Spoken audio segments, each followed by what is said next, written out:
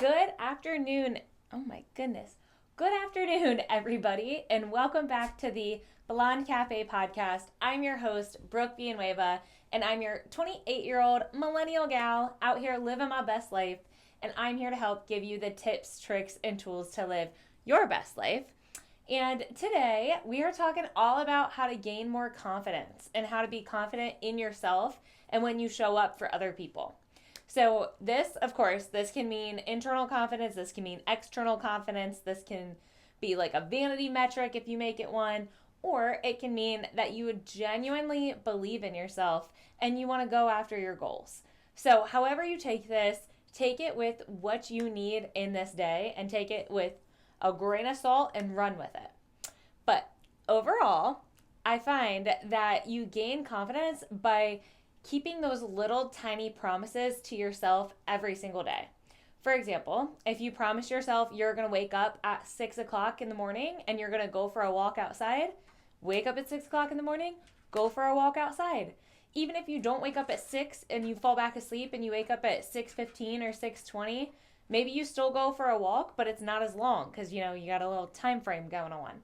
But you still make that promise to yourself and you still make the effort to do it, showing yourself that you are that type of person that can get up in the morning and go on those walks just like you want to be, if that's your goal. You can also keep tiny promises to yourself, like if you promise yourself you're going to stop scrolling on Instagram or stop scrolling on TikTok at 5:15 p.m., you stop yourself at 5:15 p.m. And it's not going to be easy. Sometimes it takes like a literal physical action to physically stop. Like maybe you have to put your phone down on the other side of the room so you don't pick it back up again. Maybe you have to put your phone on silent, do not disturb mode if you don't want to pick it up or answer any phone calls and then get distracted. There are so many different things that you can do to make sure that you meet that goal, but ultimately it's up to you and it's up to yourself to do the hard thing and to keep what you said you were going to do, essentially. And that's where we dwindle our confidence, because a lot of times we have these awesome ideas in our head and sometimes they don't come true. Sometimes you literally you might be saying oh, I'm not going to drink this weekend. And then all of a sudden, you go out for margaritas with your friends or you go out with your family or whatever that might be. Somebody offers you a shot. That's just a small example of you breaking a promise to yourself. And then you kind of beat yourself up for it, honestly. Even if you don't in your head and you're whatever, I'm going to start next week. That's still something in your brain that tells you oh, I'm not going to actually do that. I'm not the person that does that. And you kind of build those things up. And then when it comes to present yourself in a bigger way, you have all of those things in your subconscious brain saying, oh, you're not going to do that. You're not any good. You're not as good as these people, because you don't keep those tiny promises to yourself. Even if you mess up one day and you don't do what you said you were going to do at all, there's always a new chance, a new hour, a new minute to start over. I know I've said that to you guys before in so many different episodes, but you really can. You can start at any point being the person that you want to be.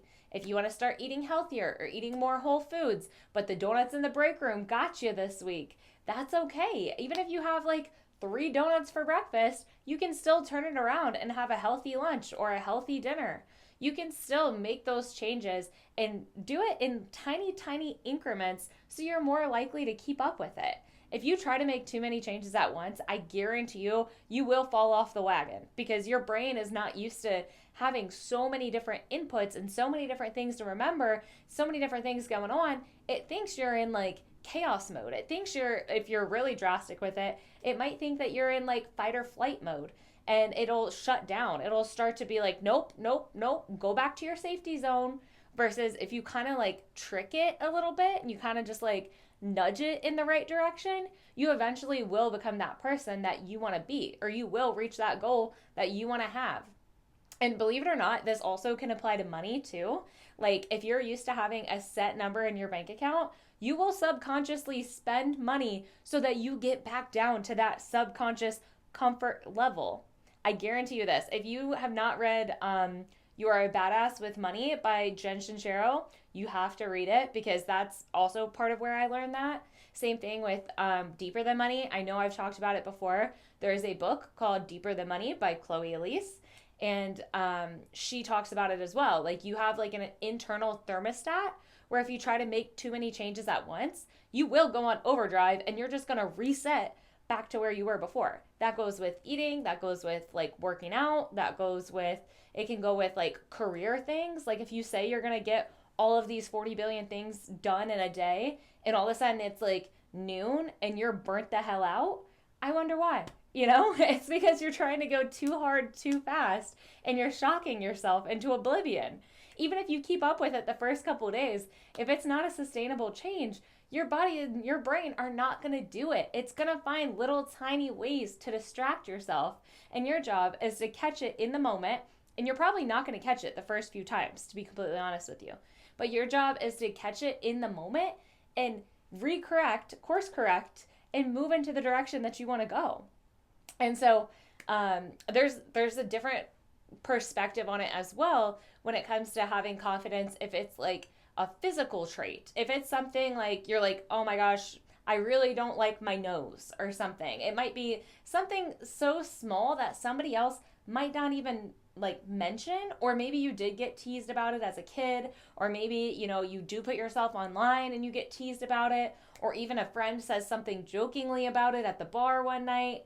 If it's something that truly, truly gets to you, think about internally, think about why does it trigger you?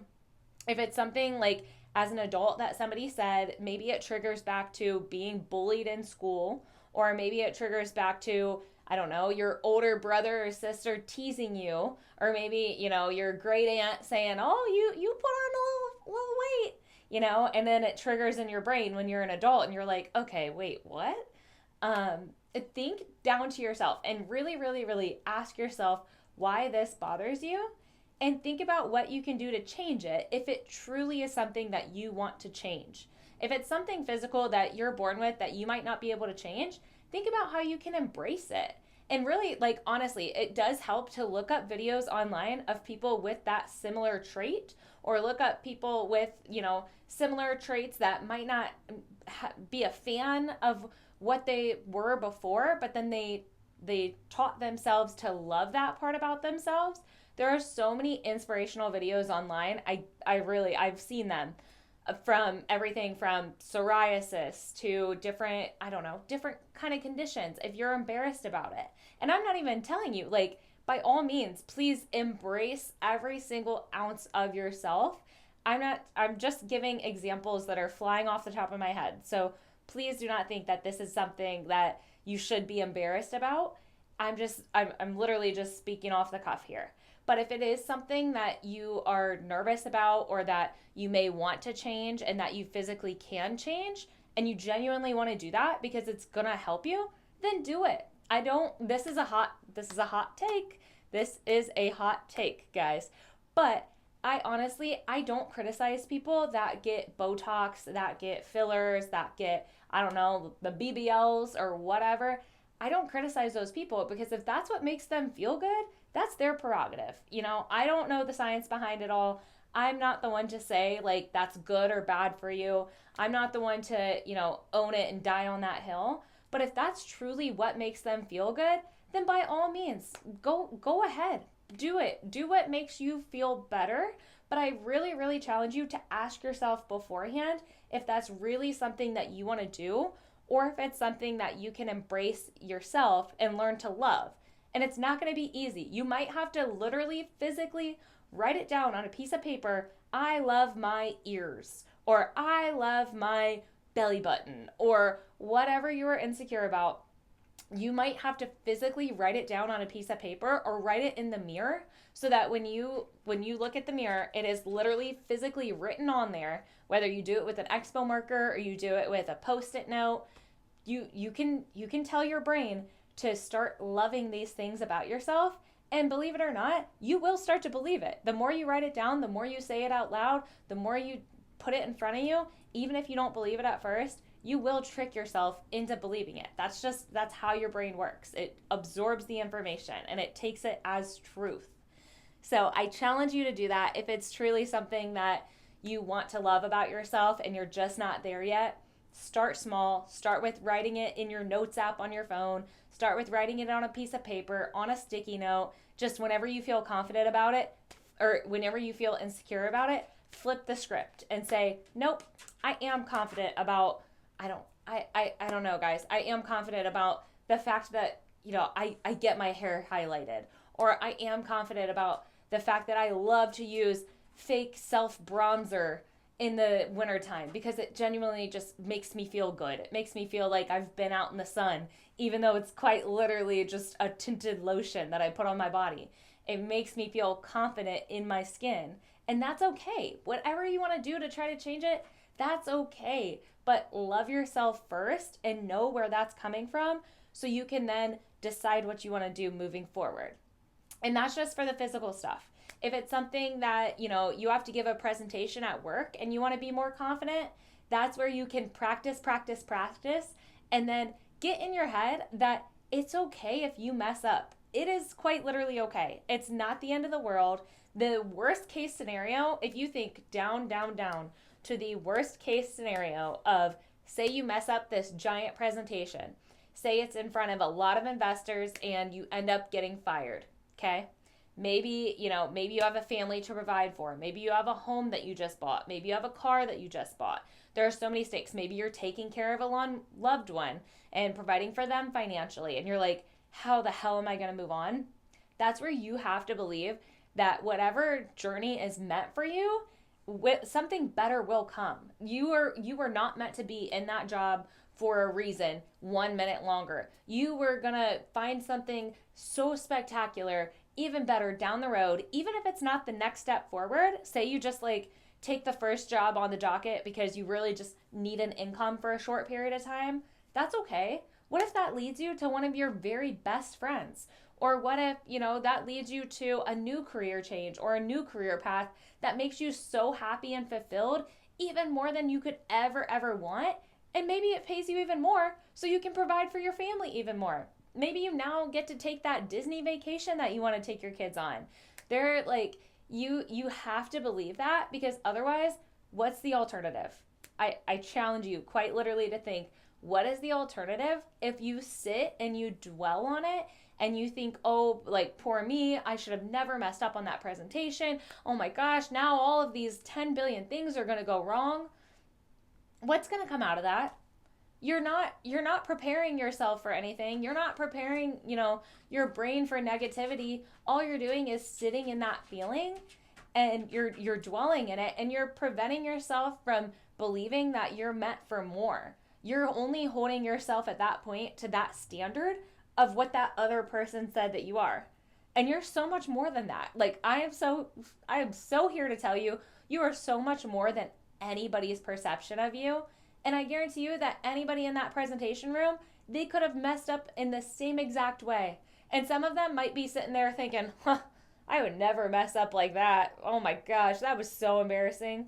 Maybe they even laugh at you. Maybe they, make little smirks or whatever. Maybe they, just kind of roll their eyes and be mean just to be mean because they're insecure. Or maybe other people in the room are saying, oh my gosh, that could have been me. Oh my gosh, I so feel for them. I'm so sorry for them that they messed that up. I know how big of a deal it was, and that's awful. I know they have 3 kids. There are other people that are going to empathize with you and fight for you and feel for you in that aspect. But 9 times out of 10, people either spread negativity because they're not happy with themselves and they find it better to pick on you, and that's okay too. And if it's your boss that was like, hey, this brand deal was writing on this presentation and you just messed it up and we got to let you go for that, that's okay too. You can understand and you can learn from that. You don't have to hang your hat on that fact that you messed up. You can learn from it and grow and keep moving along. And you can even use that as a scenario in your next job interview. You could think about, okay, now I know what not to do. Now I know, if I do mess up in the presentation, this is how I can fix it and pivot and hope for the best. But you ultimately have to believe that's what's meant for you will come to you eventually. It might not be right away, but it will come to you eventually. And you build those little confidence buckets up in your brain. To get back to our main point here, because I know I kind of went on like, I hope you guys were holding on to the wagon as I was going down these little trails and paths. But when you do those things and you trick your brain into thinking that you are more positive than you may actually think in the moment. Maybe you trick your brain into thinking like, oh, I am actually good at this. Hell yeah. Or, oh my gosh, I love that my roots are showing right now. I love that, I don't fit into a lot of shoes because I wear a size 13 or whatever that heck may be. You trick yourself into thinking that, or maybe you can trick yourself into thinking you're good at presentations. Or even if you're not, then maybe that's a sign to pivot into a job that you don't have to do presentations and that you're going to love so much more because you don't have to stress yourself out all the time, and you get to go home to a happier family because you're able to then give that love to them, and you're able to put yourself forward with them versus always kind of being stressed out and not feeling like you're good enough because you're not put in the right position. You're not putting yourself in the right position at that point. But there's so many different things that you can do to build your confidence, whether it's with career, whether it's with relationships. Maybe you want to ask a person out on a date and you're like, they're never going to go out with me. That's okay. Even if they say no, they're not meant for you. You don't know what was going to happen later down the road. Maybe they're the most boring person that you can think of when it comes to sitting around on the couch at home. Maybe they put on a different front wherever you meet them, or if you're messaging over online or whatever, maybe they put in a different front, and then when you actually meet them in person, they're not the best. Or, maybe you're on a date and you are really self-conscious and you're really nervous, and you can say that, honestly. Like, half the time, first of all, people aren't even thinking about you as much as you're thinking about you. They're 9 times out of 10 probably thinking about themselves and thinking like, oh man, I hope she doesn't notice that my left ear is lower than my right ear, or whatever the heck. They're 9 times out of 10 probably thinking about themselves more than they're thinking about you and the way that you look or the way that you're portraying yourself. And even if you do embarrass yourself, who cares? That gives you a chance to be real and to own it and to really, really, really show who you are. You get to say like, oh man, I messed up. I said that really funny. Or, oh no, I accidentally spit on your food during the date. Or, oh my gosh, that was so embarrassing. I spilled my drink on me when I went to the restroom, and then now I'm all embarrassed. That really gives you a chance to show who you are and to like put your best foot forward anyway. And you build confidence by doing hard things and getting out of your comfort zone. And sometimes you're not even put out of your comfort zone on purpose. Sometimes, you may run into a situation where you're out of your comfort zone. Even if you're at a party with your significant other and say they leave you to go to the bathroom, or they get swept up in a conversation, and then now you're like out there to fend for yourself, and you're like, I don't know how to talk to people. What the heck do I do? If you take a chance and just try to get yourself in a conversation, or heck, even the act of just being there in that environment, say you don't feel comfortable jumping into anyone's conversation or introducing yourself to anyone new or anything like that, even if you just stand there hanging out with your water, with your drink, and you're playing on your phone, that's a way to be confident too. You're putting yourself in a new situation, and you have to give yourself love. You have to give yourself grace. And then maybe the next time you challenge yourself to go a little bit further, and you keep promising yourself to challenge yourself in those little ways. Even if you are in your comfort zone and you're like, I just want to build my confidence in general, you can do so many different workshops. There's like tons of worksheets online that you can fill out about things that you love about yourself. Once again, can be physical or internal. Things that you love about yourself, things you want to do in your life, things that you wish you would have done differently. Everybody has a similar human experience when it comes down to it. We all take different paths. We all have different scenarios in our life. Some of them we control, some of them we quite literally cannot control. But when it comes down to it, everybody shares the same human wants and needs, and they want to be loved. They want to be part of a group. They want to be, they want to be putting themselves forward in a way that they're going to be liked. And that's all we want.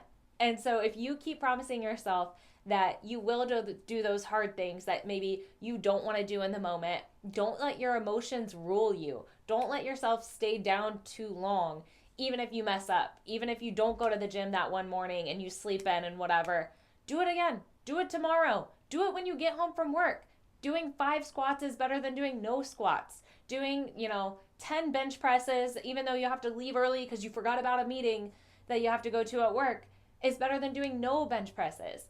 Eating, a salad for lunch and breakfast with donuts or, dinner and cookies is better than not having a salad for lunch. Like, you don't have to start at one specific thing and just say, oh, to hell with it. I'm not that person. Never mind. Wrong guy. You got me.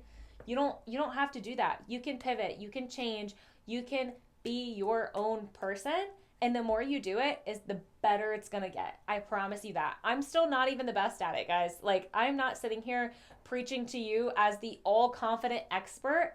And to be honest with you, I was even kind of nervous, like, putting these videos online. Now that I do my podcast online, like, in video form, that makes me so much more nervous than I was just behind the scenes, like, talking into my phone, and I didn't have to worry about, like, what I looked like on camera. I didn't have to worry about what angle it was at, or, what my hair looks like, or my makeup, or my shirt, or anything like that at all. I didn't worry about that before. And now, I will quite literally tell you, I changed my shirt like 4 or 5 times before I landed on a solid brown long sleeve shirt. This is nothing special. This is nothing fancy. Literally, like, this is a $20 long sleeve shirt that I got from the mall.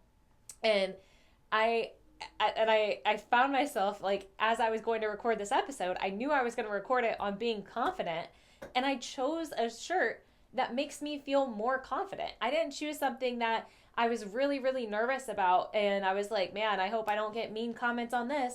And there very well still could be mean comments coming out the yin-yang, even though I spent 20 minutes picking out a shirt. You can never stop it, but you can at least decide how much you listen to those things, and you can decide what you believe in your heart and what makes you feel good. Also, pro tip from my sister that works for a very large clothing brand.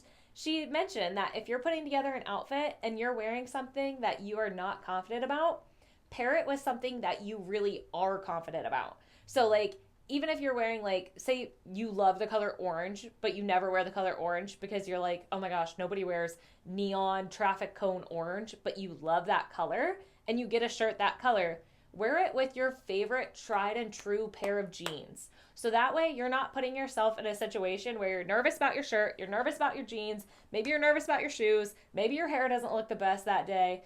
You're not like having 5 things stacked against you.